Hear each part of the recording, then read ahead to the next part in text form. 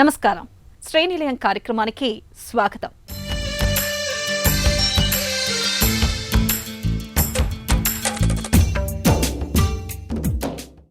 నగరాల్లో విల్లాలకు ఉన్న క్రేజే వేరు. డూప్లెక్స్, ట్రిప్లెక్స్ విల్లాలకు డిమాండ్ మరింత పెరుగుతుంది. అపార్ట్మెంట్లో ఉన్న నివాసితులు కొన్నాళ్ల తర్వాత స్వతంత్ర గృహాల వైపు ఆసక్తి చూపిస్తున్నారు. నగర శివారు ప్రాంతాల్లో ఆహ్లాదకరమైన పరిసరాలు, విశాలమైన నివాసాలు కోరుకునే కుటుంబాలు వీటి కొనుగోలుకు మొక్కు చూపుతున్నారు. నగర శివార్లలో చుట్టుపక్కల పరిసర ప్రాంతాల్లోనే కాదు, ఐటీ కారిడార్ సిటీలోనూ పలు ప్రాంతాల్లో విల్లా నిర్మాణాలు ఊపందుకుంటున్నాయి. సాధారణంగా డూప్లెక్స్, ట్రిప్లెక్స్ విల్లాలు 3000 చదరపు అడుగులు ఆ పైన విస్తీర్ణంలో ఉంటున్నాయి. 300-400 చదరపు గజాల నుంచి 1000 చదరపు గజాల విస్తీర్ణంలో వీటిని నిర్మిస్తూ ఉంటారు. అంతకంటే తక్కువ విస్తీర్ణంలోనూ నిర్మించే విల్లాలు సైతం నగరంలో నిర్మాణం చేస్తున్నారు. ప్రాజెక్ట్ చేపట్టే ప్రాంతం, అక్కడి కొనుగోలు సామర్థ్యాల ఆధారంగా బిల్డర్లు వేరువేరు విస్తీర్ణాల్లో వీటిని నిర్మిస్తున్నారు. మరి ఈ నేపథ్యంలో విల్లా నిర్మాణాలు, వాటి ప్రాముఖ్యతలపై ప్రత్యేక కథనం శ్రీనిలయం స్థిరాస్తిలో.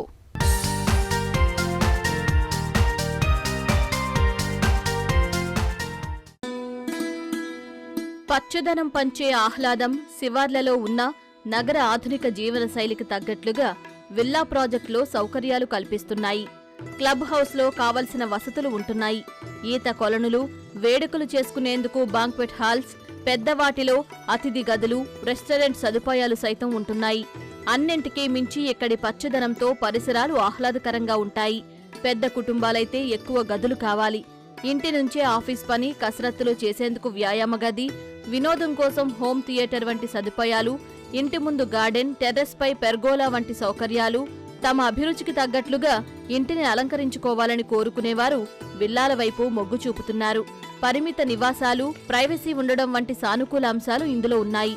పిల్లల చదువు, పెద్దల ఉద్యోగాల కోసం నగరంలోని అపార్ట్మెంట్లలో నివాసముంటున్న వారాంతాల్లో కుటుంబంతో ఏకాంతంగా గడిపేందుకు శివార్లలో విల్లాలు కొనుగోలు చేస్తున్నారు. భద్రతకు ఢోకా లేకపోవడంతో అమ్మా నాన్నలను ఇక్కడ ఉంచి వారాంతాల్లో వచ్చి వెళుతున్నారు. ఐటీ ఉద్యోగులైతే ఇంటి నుంచే పనికి అవకాశం ఉండటం, ఓఆర్ఆర్కు దూరమైనా సరే కొనుగోలు చేసి నివాసముంటున్నారు. ప్రయాణంలో సమయం వృధా చేయడం ఇష్టం లేని కుటుంబాలు కాస్త ధర ఎక్కువైనా నగరంలోని విల్లాలను కొంటున్నారు. నివాస అవసరాలు తీరడంతో పాటు విల్లాలపై పెట్టిన పెట్టుబడి తక్కువ కాలంలో ఎక్కువ వృద్ధికి అవకాశం ఉండటం కూడా వీటి కొనుగోలుకు ప్రధానమైన కారణాల్లో ఒకటిగా ఉంది. ప్రాంతం, కమ్యూనిటీని బట్టి వృద్ధి రేట్లలో హెచ్చుతగ్గులు ఉన్నా సమాజంలో హోదా రీత్యా కూడా వీటిలో నివాసం ఉండాలని ఇష్టపడుతున్నారు. వ్యాపార, రాజకీయ, క్రీడా ప్రముఖులతో పాటు ఐటీ, కార్పొరేట్ ఉద్యోగులు, పదవీ విరమణ చేసిన ఉద్యోగులు ఏకమొత్తంలో వచ్చిన సొమ్ముతో వీటిని కొనుగోలు చేస్తున్నారు. శివార్లలో కోటి నుంచి మార్కెట్లలో వీటి ధరలు ఉన్నాయి. నగరంలో విలాసవంతమైన ఫ్లాట్ ఖరీదుకే శివార్లలో విల్లా వస్తుందని కొనేవారు ఉన్నారు. ఇక నగరంలో విల్లాలైతే 6-7 కోట్లు పలుకుతున్నాయి. ఓఆర్ఆర్ కేంద్రంగా పెద్ద ఎత్తున విల్లా ప్రాజెక్టులు నిర్మాణంలో ఉన్నాయి. మరిన్ని సంస్థలు శంషాబాద్ విమానాశ్రయం చుట్టుపక్కల ప్రాంతాలు మహేశ్వరం, ఘట్కేసర్, శంకరపల్లి, పటాన్చెరు, మేడ్చల్, కండ్లకోయ, శామీర్పేట, కీసర చుట్టుపక్కల వీటి నిర్మాణాలు చేపట్టారు. ఇవన్నీ జనావాసాలకు కాస్త దూరంగా ఉన్న ప్రాజెక్టులు. ఇప్పుడు సిటీలోనే పలు నిర్మాణ సంస్థలు విల్లా ప్రాజెక్టులు చేపట్టాయి. అత్తాపూర్, మామిడిపల్లి, బ్రాహ్మణపల్లి, కొంపల్లి వంటి చోట్ల జనావాసాల చెంతనే విల్లా ప్రాజెక్టులు చేపట్టారు. విల్లాలంటే సిటీకి, ఉపాధి కేంద్రాలకు దూరంగా అనే భావన ఉంది. సిటీలో ఏమాత్రం భూమి ఉన్నా ఆకాశ హర్మ్యాలను నిర్మించేందుకే బిల్డర్లు మొగ్గు చూపిస్తున్నారు. అలాంటిది ఐటీ కార్యాలయాలకు చేరువలోనే విల్లా ప్రాజెక్టులు కడుతున్నారు. మెరుగైన రవాణా అనుసంధానంతో పాటు ఇప్పటికీ వీటి ధరలు సైతం అందుబాటులో ఉన్నాయని చెబుతున్నారు. ఎక్కువగా 3 నుంచి 5 BHKల ట్రిప్లెక్స్ విల్లాలు, అల్ట్రా లగ్జరీ విల్లాలు కడుతున్నారు. 7 నుంచి 11 కోట్ల మధ్యలో వీటి ధరలు చెబుతున్నారు. ఓఆర్ఆర్ అనుసంధానం, పేరున్న పాఠశాలలు చుట్టుపక్కల ఉండటం, అత్యవసరాల్లో నిమిషాల్లో చేరుకునేంత దగ్గరలో కార్పొరేట్ ఆసుపత్రులు, ఆహ్లాదకర పరిసరాలు ఉన్న ప్రాంతంగా ఉస్మాన్ సాగర్ చుట్టుపక్కల వేగంగా అభివృద్ధి చెందుతుందని స్థిరాస్తి నిపుణులు చెబుతున్నారు. విల్లాలంటే సిటీకి, ఉపాధి కేంద్రాలకు దూరంగా అనే భావన ఉంది. సిటీ మధ్యలో ఏమాత్రం భూమి ఉన్నా హై రైజ్డ్ అపార్ట్మెంట్లను నిర్మించేందుకే బిల్డర్లు మొక్కు చూపిస్తున్నారు. ఐటీ కార్యాలయాలకు చేరువలోనే విల్లా ప్రాజెక్టులు కడుతున్నారు. భవిష్యత్తులో మరింత అభివృద్ధికి అవకాశం ఉన్న ప్రాంతాల్లో నిర్మాణాలు చేపట్టడానికి బిల్డర్లు ప్రాముఖ్యత చూపిస్తున్నారు. 4 to 5 people, 3 to 5 people ఉండే ఫ్యామిలీ విల్లా లివింగ్కి చాలా మొగ్గు చూపుతున్నారు. రీజన్ ఏంటంటే జాబ్ వచ్చిన కొత్తల్లో minimum salary, minimum financial affordability ఉంటే ఒక ఫ్లాట్ కొనుక్కున్నా కూడా ఒక 4-5 సంవత్సరాల తర్వాత విల్లాలో లగ్జరియస్ లైఫ్ లీడ్ చేయాలనేది చాలామంది కోరిక. సో ఆ కోరిక నెరవేర్చుకునేదానికి రీజన్స్ ఏంటంటే, సో విల్లాస్ అనేవి ఒక గేటెడ్ కమ్యూనిటీ లాగా కట్టినప్పుడు ఒక మీ ఇల్లు లాగా మాత్రమే కాకుండా ఇంటితో పాటు అనేక సదుపాయాలు దానిలో ఒక గేటెడ్ కమ్యూనిటీ లాగా, ఒక ప్యాకేజ్ లాగా, ఒక ప్రోడక్ట్కి సరౌండింగ్ ప్యాకేజ్ లాగా చాలామంది బిల్డర్స్ డెవలప్ చేస్తున్నారు. సువిశాలమైన వాతావరణంలో ఎక్సలెంట్ గ్రీనరీ, అద్భుతమైన facilities, club house, indoor outdoor facilities, swimming pool, jogging track, senior citizens parks, there are so many amenities. ఒక్కొక్క గేటెడ్ కమ్యూనిటీ కానీ తీసుకుంటే సైజుని బట్టి ఒక 5 ఎకరాల నుంచి కట్టే గేటెడ్ కమ్యూనిటీ నుంచి సుమారుగా 50-60 ఎకరాల్లో కూడా కట్టే విల్లా గేటెడ్ కమ్యూనిటీస్ ఉన్నాయి. ఇంతకుముందు విల్లా అనేది కేవలము బాగా డబ్బున్న వాళ్ళు, ధనవంతులు, లగ్జరీ సెగ్మెంట్ వాళ్ళు మాత్రమే విల్లాస్ కొనుక్కోగలరు, సామాన్యులకి, మిడిల్ ఇన్కమ్ వాళ్ళకి విల్లాస్ అందుబాటులో ఉండవు అనే ఒక అపోహ ఉండేది. కానీ ప్రస్తుతము గేటెడ్ కమ్యూనిటీ విల్లాస్ అనేవి ఏరియాని బట్టి డిఫరెంట్ ఏరియాస్లో, సిటీలో సాధారణమైన బడ్జెట్లో కూడా విల్లాస్ ఒక గేటెడ్ కమ్యూనిటీలుగా ఆఫర్ చేయడం జరుగుతుంది. ఔటర్ రింగ్ రోడ్ చుట్టుపక్కల ఎన్నో గేటెడ్ కమ్యూనిటీస్ హైదరాబాద్లో కన్స్ట్రక్షన్ అయినవి, కన్స్ట్రక్షన్ అవ్వబోతున్నవి చాలా ఉన్నాయి. సో అవుట్స్కట్స్లో కొంచెం దూరం పైన ఆల్మోస్ట్ 1.5 నుంచి 2-3 కోట్ల లోపల villas gated communities with all amenities and facilities దొరకడం జరుగుతుంది. ప్రణీత్ గ్రూప్ ఈ విల్లా సెగ్మెంట్లో మేము ఇంతవరకు సుమారు 7,000 పైన పైచీలకు విల్లాస్ గేటెడ్ కమ్యూనిటీస్లో ఆఫర్ చేయడం జరిగింది. అపార్ట్మెంట్లో కొన్ని సంవత్సరాలు ఉన్న తర్వాత మార్పు కోసము సొంత భూమి మీద సొంత ఇల్లు ఉండాలి, సొంత ల్యాండ్ అనే కాన్సెప్ట్లో చాలామంది షిఫ్ట్ అవ్వడం జరుగుతుంది. క్యాపిటల్ అప్రిసియేషన్ అనేది విల్లా కొనుక్కున్నప్పుడు కంపేర్ టు అన్ అపార్ట్మెంట్ కొనుక్కునే దానికంటే క్యాపిటల్ అప్రిసియేషన్ చాలా ఎక్కువగా ఉంటుంది. ఎందుకంటే అక్కడ land value component major component హౌస్లో ఉంటుంది కాబట్టి. సో ఇది కూడా ఒక ప్రముఖ కారణము. Villas on any given day it's excellent opportunity provided your budget permits. ప్రకృతి ప్రధాన వనరులైన గాలి, వెలుతురు ఇంటిలోకి వచ్చే విధంగా ఎవరైనా ఇంటి నిర్మాణం చేపడతారు. ఇంటి నిర్మాణంతో పాటు ఇంటి సింహద్వారం ఏ దిక్కు ఉంచి ఇల్లు కడితే బాగుంటుందో కూడా ఆలోచిస్తారు. అంతేకాదు వాస్తు పండితుల దగ్గర సలహాలను కూడా తీసుకుంటారు. ఎందుకంటే ఇంటికి సింహద్వారమే సకల భాగ్యాలకు తలమానికంగా ఉంటుందని అందరూ నమ్ముతారు. దీన్ని బట్టి చూస్తే మనకు ఇల్లు ఎంత అవసరమో ఆ ఇంటికి సింహద్వారం నిర్మాణం అంతే ముఖ్యం. మరి ఇంటి సింహద్వారంలో వచ్చిన సరికొత్త శైలీలు ఎలా ఉన్నాయో తెలుసుకుందాం. ఇంట్లో ప్రతి గుమ్మం, తలుపులు కొన్నేళ్ల క్రితం వరకు చూస్తే ఎక్కువగా టేకు కలపతో చేయించేవారు. మన్నికతో పాటు ఇంటికి అందం, హోదాని తీసుకొచ్చేవి. కలప క్రమంగా ఖరీదుగా మారడంతో ప్రధాన గుమ్మం, తలుపులకు మాత్రమే టేకు పరిమితమైంది. ఇప్పుడు ఎక్కువగా కంపోజిటివ్ డిజైనర్ తలుపులు వస్తున్నాయి. ఎక్కువ డిజైన్కు అవకాశం ఉండటం, సాంకేతికతను జోడించేందుకు అనువుగా ఉండటంతో ఇప్పుడు ప్రధాన ద్వారం నుంచి స్నానాల గదుల వరకు ప్లైవుడ్, MDF, పార్టికల్ బోర్డుతో తయారు చేసిన వినీర్, లామినేటెడ్ తలుపులు, కంపోజిటివ్ తలుపులు గుమ్మాలకు ఉపయోగిస్తున్నారు.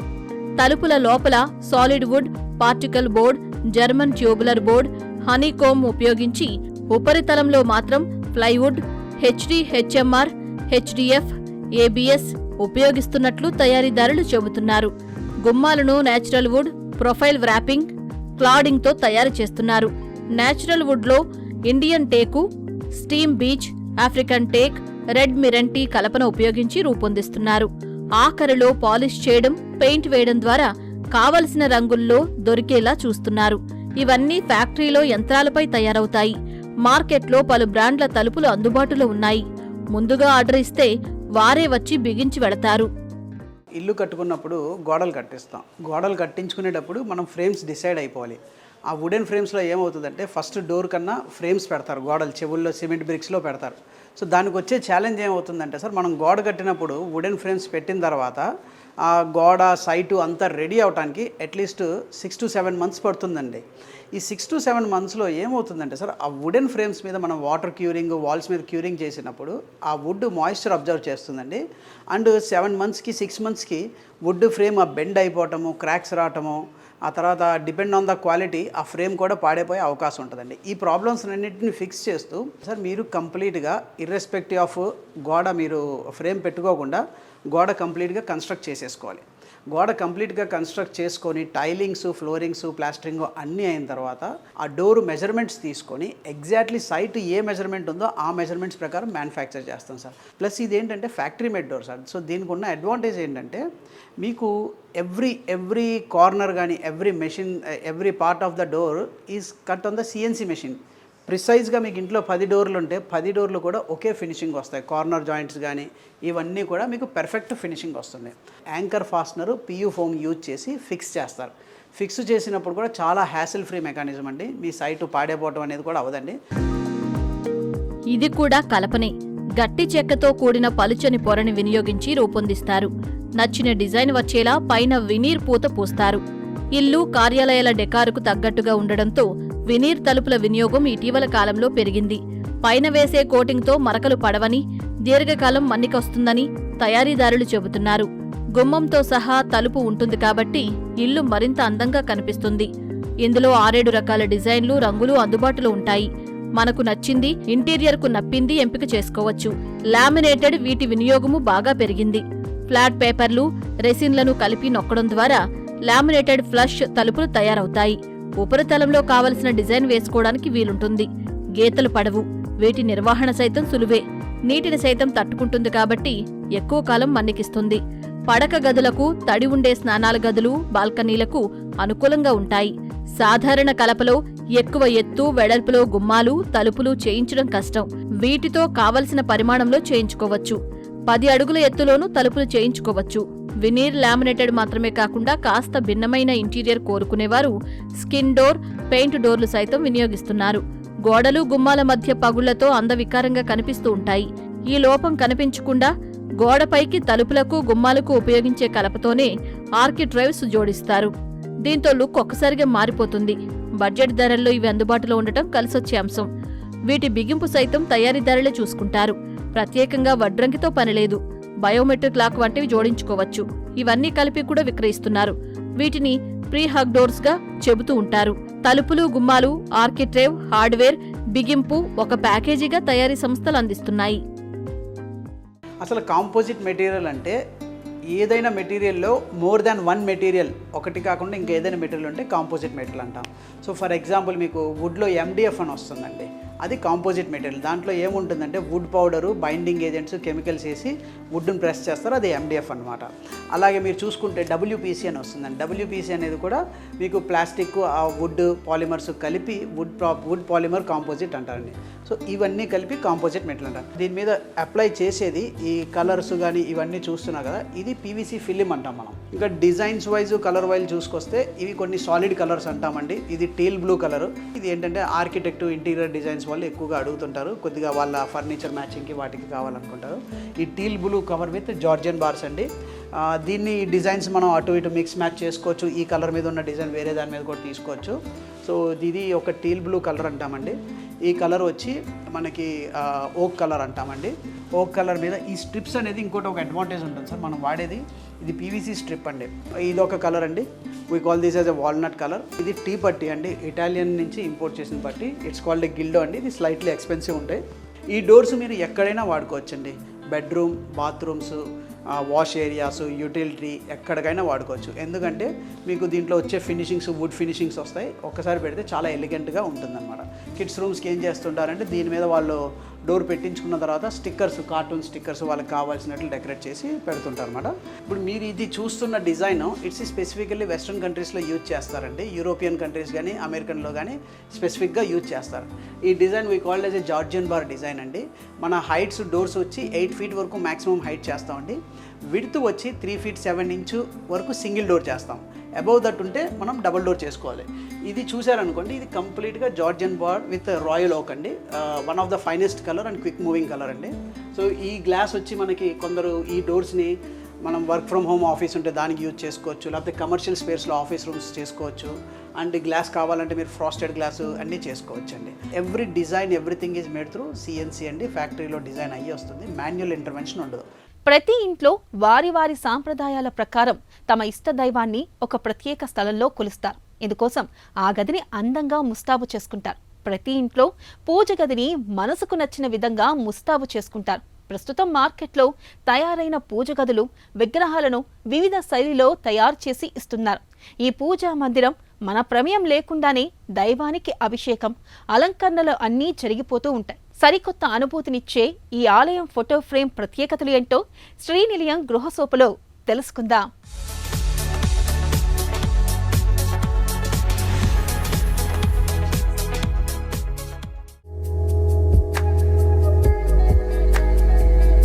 ఇంట్లో తమ ఇష్ట దైవాల ఫోటోలు, విగ్రహాలు ఉండడం సర్వసాధారణమే.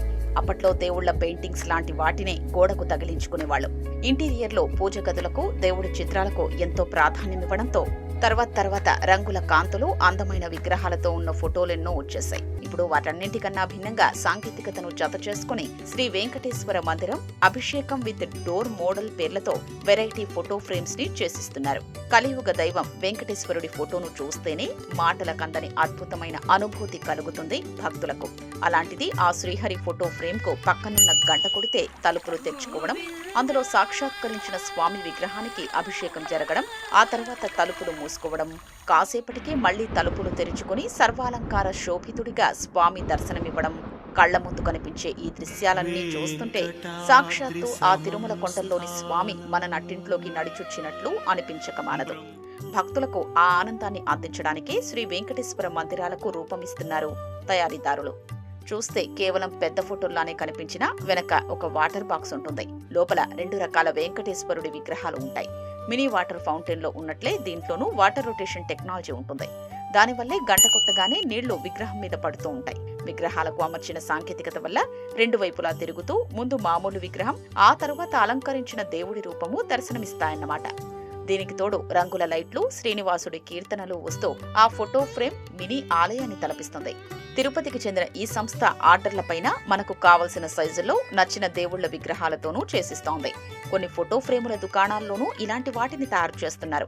మన ప్రియతముల్లో ఆ శ్రీహరిని అమితంగా పూజించే వాళ్లుంటే ఇలాంటి మినీ మందిరాన్ని బహుమతిగా ఇవ్వొచ్చు. గృహప్రవేశాలు, పెళ్లి వేడుకలకు కానుకగా అందించొచ్చు. ఖరీదైనవెన్నిచ్చినా రాని ఆనందం వాళ్ల కళ్లల్లో అమాంతం కనిపిస్తుందంటే నమ్మండి. ఇళ్ల స్థలాలు, అపార్ట్మెంట్లు కొనే ముందుగా వాస్తును పరిశీలిస్తూ ఉంటారు. మరి ప్రేక్షకులు అడిగిన ప్రశ్నలకు సమాధానాలు వాస్తు నిపుణుల మాటల్లో తెలుసుకుందాం.